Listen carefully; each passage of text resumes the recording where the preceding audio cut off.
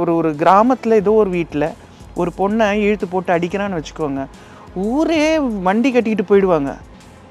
பார்த்துருக்கீங்களா? இல்லையா? விடமாட்டாங்க. என்ன யார் பொண்ணு மேலே கையை வைக்கிற அப்படின்னு போயிடுவாங்க. இதே சிட்டியில் தான் இந்த மாதிரி வந்து மூடி மறைக்கிறதெல்லாம் அதிகமாக இருக்கும். ஏன்னா கௌரவ பிரச்சனை அப்படின்னு. 1961 டவுரி ப்ரொஹிபிஷன் ஆக்ட் இருந்தது. அந்த டைம்லேருந்து இப்போ வரைக்கும் இந்த டவுரியை பற்றின இந்த வரதட்சணை பற்றி கொடுமைங்கிறது வந்து இருந்துக்கிட்டே தானே இருக்குது. இந்த ஆக்ட் வர்றதுக்கு முன்னாடியும் பல வரதட்சணை கொலை நடந்திருக்கு.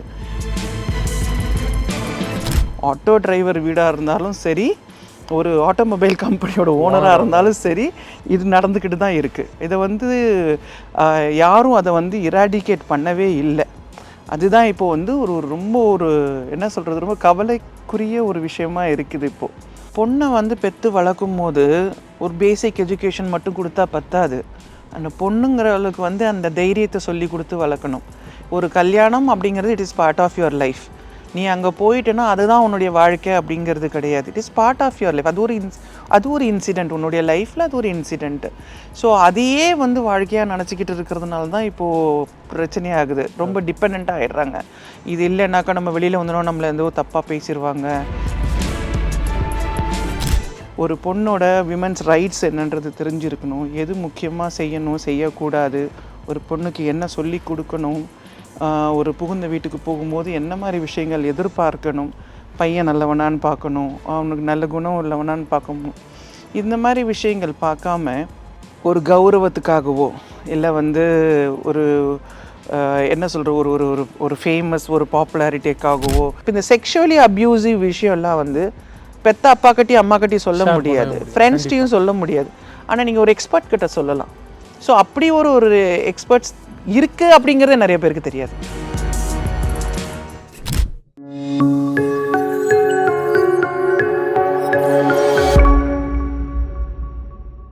மாலைமலை நேயர்கள் வணக்கம். நான் உங்கள் பிரவீன் கேஎஸ். இந்த ஒரு அழகான இன்டர்வியூ நம்ம கூட விசித்ரா மேம் இருக்காங்க. மேம் வணக்கம். வணக்கம். Welcome to Maalaimalai. ரொம்ப சந்தோஷம் நீங்கள் உங்களை மீட் பண்ணுறது. நம்ம எந்தளவுக்கு சந்தோஷமாக இருக்குமோ, பட் சுற்றி இருக்கவங்க தமிழ்நாட்டு மக்கள் அந்தளவுக்கு சந்தோஷமாக இருக்காங்களான்ற ஒரு கேள்வி இருக்குது.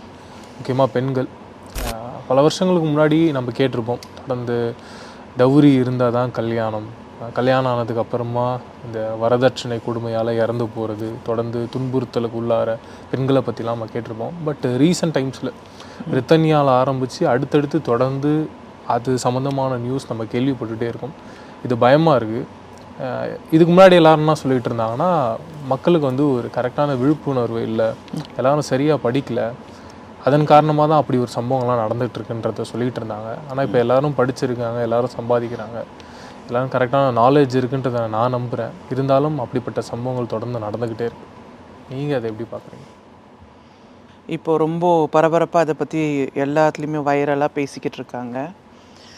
ஆனால் இந்த பிரச்சனை வந்து பல வருஷ காலமாக இருக்குது. அது 1961 டவுரி ப்ரொஹிபிஷன் ஆக்ட் இருந்தது.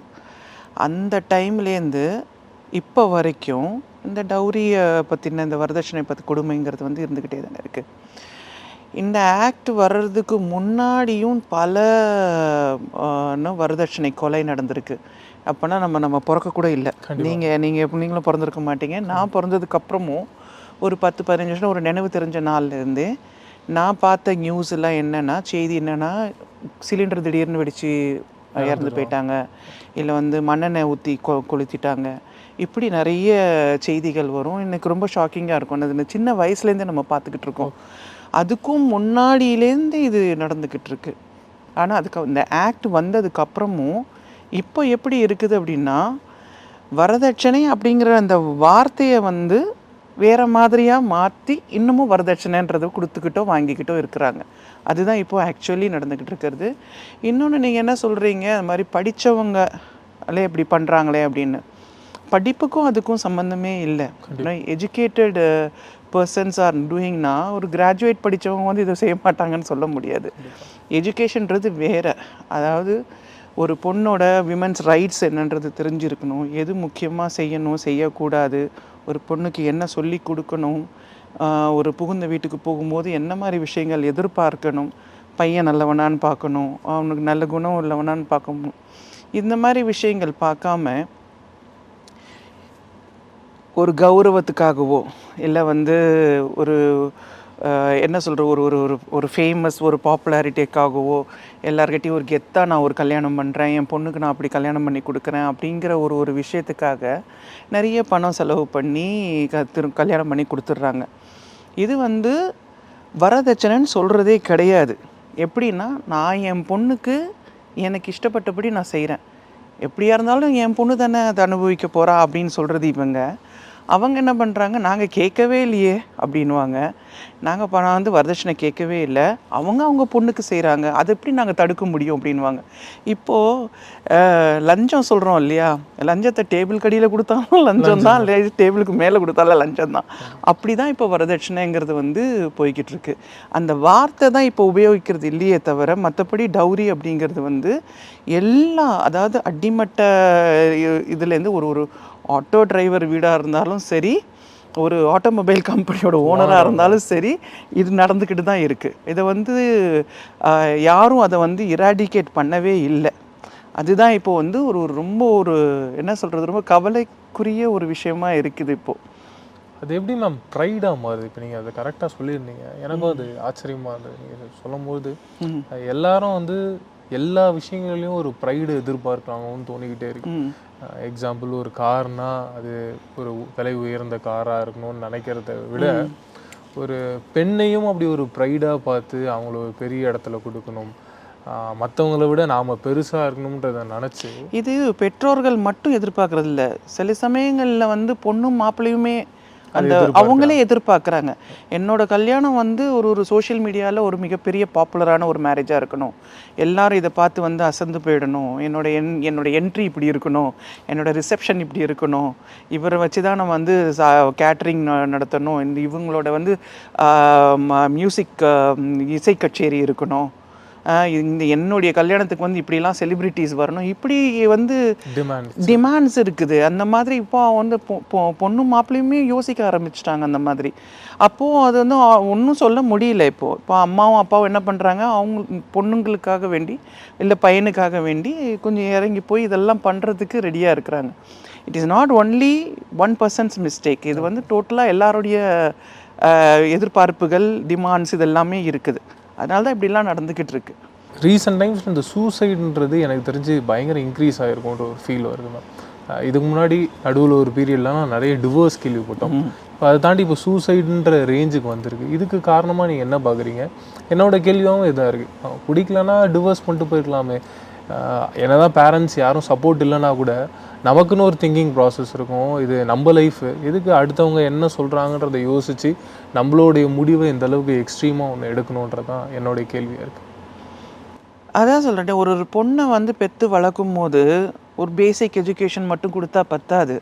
அந்த பொண்ணுங்கிறவளுக்கு வந்து அந்த தைரியத்தை சொல்லி கொடுத்து வளர்க்கணும். ஒரு கல்யாணம் அப்படிங்கிறது it is part of your life. நீ அங்கே போயிட்டேன்னா அதுதான் உன்னுடைய வாழ்க்கை அப்படிங்கிறது கிடையாது. It is part of your life. அது ஒரு இன்சிடெண்ட், உன்னுடைய லைஃப்பில் அது ஒரு இன்சிடெண்ட்டு. ஸோ அதையே வந்து வாழ்க்கையாக நினச்சிக்கிட்டு இருக்கிறதுனால தான் இப்போது பிரச்சனையாகுது. ரொம்ப டிபெண்ட்டாக ஆகிடுறாங்க. இது இல்லைன்னாக்கா நம்ம வெளியில் வந்துடும், நம்மளை எந்தோ தப்பாக பேசிடுவாங்க, நம்ம வந்து 10 நாள் 15 நாள்லேயே இப்படி ஆகிடுச்சு, அப்போ நாளைக்கு நம்ம முகத்தை எங்கே வெளியில் போய் காமிக்கிறது, அவங்களையே குறை சொல்கிற மாதிரி இருக்கும். உங்ககிட்ட ஏதோ பிரச்சனை இருக்குது, அதனால தான் இது வந்து உனக்கு சரியாக நடக்கலை, பார்க்குறதுக்கு நல்ல பிள்ளையாக தானே தெரியுறான், ஏன் உனக்கு அட்ஜஸ்ட் பண்ணிட்டு போக முடியல அப்படின்லாம் வந்து ஒரு கண்டினியூஸாக அந்த மாதிரி ப்ரெஷர் கொடுக்கும்போது ஹெல்ப்லெஸ் ஆகிடுறாங்க. அந்த ஹெல்ப்லெஸ்ஸாக ஆகும்போது என்ன ஆகுது அப்படின்னாக்கா, ஒரேடியாக முடிச்சுக்கிட்டா என்ன, எதுக்கு நம்ம வந்து இனிமேல் எதுக்கு எக்ஸ்பிளைன் பண்ணணும் அப்படின்னு. ஏன் அந்த ஒரு ஹெல்ப்லெஸ்னஸ் க்ரியேட் ஆகுது? ஏன்னா தெர் இஸ் நோ சப்போர்ட் மட்டும் இருக்குது அப்படின்னாக்கா அந்த மாதிரி ஒரு நிலைமைக்கு போய் தள்ளப்படவே மாட்டாங்க. ஒரு அம்மாக்கிட்டேயோ அப்பாக்கிட்டேயோ வந்து நம்ம ஒரு பிரச்சனையை சொல்லும்போது மேக்ஸிமம், ஐயோ இவ்வளோ செலவு பண்ணி உனக்கு கல்யாணம் பண்ணி கொடுத்துருக்கோம், உன்னால் வந்து 1 மாதம் கூட கொடுத்துட பண்ண முடியலையான்னு கேட்பாங்க. உனக்கு இதுக்கு மேலே என்ன உனக்கு ஒன்று மாப்பிள்ளை வேணும், எல்லாம் பார்த்து தானே கல்யாணம் பண்ணோம், உன்னை கேட்டு தானே கல்யாணம் பண்ணோம் அப்படி சொல்லுவாங்க. பிளேமிங் அதிகமாக இருக்கும். எனக்கு பொறுத்த வரைக்கும் வந்து இந்த வரதட்சணை மட்டும் பிரச்சனைன்னு நம்ம சொல்ல முடியாது. there is so many other things behind that. அது எல்லாமே வந்து கணக்கில் எடுத்துக்கணும். இது படிப்புக்கும் இதுக்கும் சுத்தமாக சம்மந்தம் இல்லை. நீங்கள் சொல்ல போனீங்கன்னா படிக்காதவங்க வந்து ஒரு ஒரு கிராமத்தில் ஏதோ ஒரு வீட்டில் ஒரு பொண்ணை இழுத்து போட்டு அடிக்கிறான்னு வச்சுக்கோங்க, ஊரே வண்டி கட்டிக்கிட்டு போயிடுவாங்க. பார்த்துருக்கீங்களா? இல்லையா? விடமாட்டாங்க. என்ன யார் பொண்ணு மேலே கையை வைக்கிற அப்படின்னு போயிடுவாங்க. இதே சிட்டியில் தான் இந்த மாதிரி வந்து மூடி மறைக்கிறதெல்லாம் அதிகமாக இருக்கும். ஏன்னா கௌரவ பிரச்சனை அப்படின்னு. அங்கே அப்படி கிடையாது. பயப்படுவாங்க. ஐயோ மேலே கையை வச்சா அவளுக்கு 2 அண்ணனுங்க இருக்கும், அம்மா வந்தால் வெட்டி போடுவாங்க, அப்படி தான் பேசுவாங்க. ஆனால் இங்கே வந்து அப்படி கிடையாது. இங்கே வந்து கௌரவம் அப்படிங்கிற ஒரு சோஷியல் ப்ரெஷர், அதனால வந்து என்ன ஆகுதுன்னு அப்படின்னாக்கா மூடி மறைக்கிறாங்க. எப்படியாச்சும் அதை வந்து சால்வ் பண்ணிடலாம், எப்படியாச்சும் அதை முடிச்சிடலாம் அப்படின்ட்டு. அப்போ என்ன ஆகுதுன்னா அந்த பொண்ணுக்கு வந்து என்ன வேறு எதுவும் ஒரு இந்த ஹெல்ப்லெஸ்னஸ் ஆகி அவள் என்ன பண்ணுறா, இதுதான் நமக்கு ஒரே வழி, நம்ம வந்து பெட்டர் வில் சூசைடு அப்படிங்கிற மாதிரி. ஏன் போய் போலீஸில் கம்ப்ளைண்ட் பண்ணலாம், அதுக்கு அடுத்த லெவலுக்கு போகலாம், தைரியம் இல்லை. நிறைய பேருக்கு அந்த கட்ஸ் இல்லை, அதுக்கு வெளியில் வந்து தனியாக வாழறதுக்கு கட்ஸ் இல்லை. அந்த மேரேஜ்லேருந்து வெளியில் வந்துட்டாலே உடனே ஒரு பிளாக் மார்க் வந்துடுது. Something wrong with this girl அப்படின்ற மாதிரி ஆகிடுது. அதை நம்புறதுக்கே பல நாட்கள் ஆகுது. அப்புறம் அதே மாதிரி அக்செப்டன்ஸு. ஒரு பொண்ணு வந்து ஒரு திருமணம் சரியில்லை, என் வீட்டில் குடும்பம் சரியில்லை, என்னை வந்து கணவர் ஒழுங்காக பார்த்துக்க மாட்டேங்கிறாரு, எனக்கு பிரச்சனைகள் இருக்குது அப்படிங்கிறப்போ when she is out from that family, அந்த பொண்ணை வந்து அக்செப்ட் பண்ணிக்க மாட்டேங்கிறாங்க. சொசைட்டியும் அக்செப்ட் பண்ணிக்க மாட்டேங்கிறாங்க, அந்த பேரண்ட்ஸும் அக்செப்ட் பண்ணிக்க மாட்டேங்கிறாங்க, ஃப்ரெண்ட்ஸும் கூட இருப்பாங்களே தவிர, ஆனாலும் வந்து அவங்க அந்தந்த அட்வைஸ் கொடுத்துக்கிட்டே இருப்பாங்க. Why don't you work on this marriage, இன்னும் கொஞ்சம் பார்த்துக்கலாமே அப்படின்ட்டு. அப்போது வந்து சொல்ல முடியாத சில விஷயங்கள் இருக்கும்போது அதை ஓப்பனாக எக்ஸ்ப்ரெஸ் பண்ண முடியாதப்போ என்ன பண்ணுறாங்க, ஏதாவது ஒரு தவறான ஒரு முடிவை எடுத்துடுறாங்க. இது தனியாக படிச்சிருக்கு. பணம் இல்லைன்னு சொல்லணும், அவங்க வீடு நல்ல வசதியான குடும்பம், கல்யாணம் பண்ணி கொடுத்த இடம் வசதியான குடும்பம், பொலிட்டிக்கல் சப்போர்ட் இருக்குது, போலீஸ் சப்போர்ட் இருக்குது, எல்லாமே தான் இருக்குது. அப்படியும் ஏன் அந்த பொண்ணு அந்த மாதிரி போகணும்னா, பர்சனலி அந்த பொண்ணோட பர்சனாலிட்டி ஒரு வீக்கர் பர்சனாலிட்டியாக இருக்குது. ஆனால் அந்த பொண்ணு வந்து அவள் இன்ட்யூஷன், அவளுடைய முடிவு தப்பே கிடையாது, அவள் தைரியமான முடிவு தான் எடுத்தா. வெளியில் வந்தா 15 நாள்லேயே வெளியில் வந்தப்போ அதுக்கான சப்போர்ட் கிடைக்காதனால தான் இந்த நிலைமையை தவிர, மற்றபடி அவள் எடுத்த முடிவில் தப்பே கிடையாது. இல்லை, ஷி வாஸ் ஸ்மார்ட். அவங்க ஸ்மார்ட்டாக தான் முடிவு எடுத்திருக்காங்க, இது சரியில்லைன்னு அவங்களுக்கு தெரிஞ்சிருக்கு. ஸோ அந்த மாதிரி எத்தனையோ பெண்கள் வந்து முடிவு எடுத்து வெளியில் வராங்க. வந்ததுக்கப்புறம் சஸ்டெயின் பண்ணுறது தான் அவங்களுக்கு ப்ராப்ளமாக இருக்குது. அதுக்கப்புறம் என்ன லைஃப் அப்படின்னு. அப்படி வர பெண்களுக்கு வந்து முக்கியமாக ஃபேமிலி, ஃப்ரெண்ட்ஸு எல்லாருமே சப்போர்ட் பண்ணணும், தைரியம் சொல்லி சப்போர்ட் பண்ணணும். கொஞ்ச நாளைக்கு அவங்களுக்கு வந்து இந்த ஒரு ஸ்ட்ராங்கான ஒரு வில் பவர் மாதிரி ஒரு சப்போர்ட்டிவாக இருக்கணும். அப்போது அவங்களுக்கு அந்த தைரியம் வரும். சரி, ஓகே, இது நடந்து போச்சு, அடுத்தது என்ன பார்க்கலாம் அப்படின்ட்டு. இதிலே வந்து ஒரு குழந்தைங்கள்லாம் வந்து இல்லை இன்வால்வ்டாக இருக்கும்போது எவ்வளோ பிரச்சனைகள் தெரியுமா.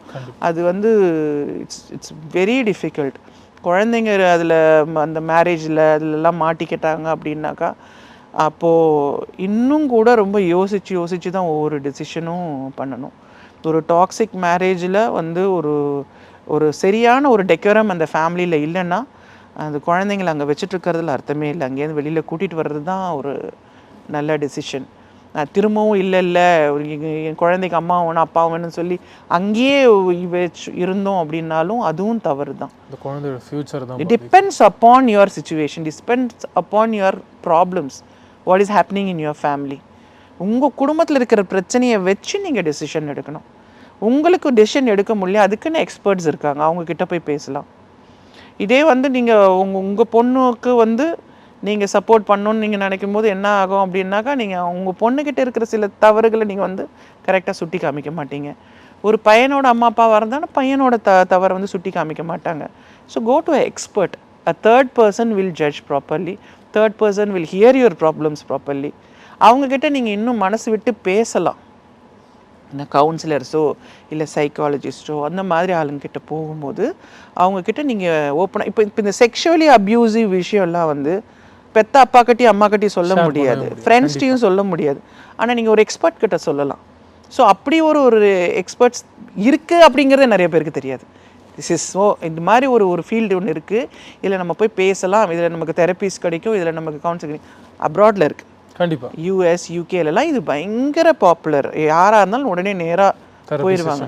ஆனால் இங்கே அப்படி கிடையாது. இன்றைக்கி அதுக்கான அவேர்னஸ் இல்லவே இல்லை. அது ஒரு மிகப்பெரிய காரணம். நிறைய பேர் வந்து என்ன பண்ணணும்னு டிசைட் பண்ண முடியாமல், அடுத்து என்ன அப்படிங்கிறது தெரியாமல் தான் உடஞ்சி போயிடுறாங்க. Thank you very much ma'am. Thank you. இன்ட்ரெஸ்டிங்கான விஷயங்கள் உங்க கூட ஷேர் பண்ணோம். எனக்கு ரொம்ப சந்தோஷமாக இருக்குது. மீண்டும் சந்திப்போம். நன்றி.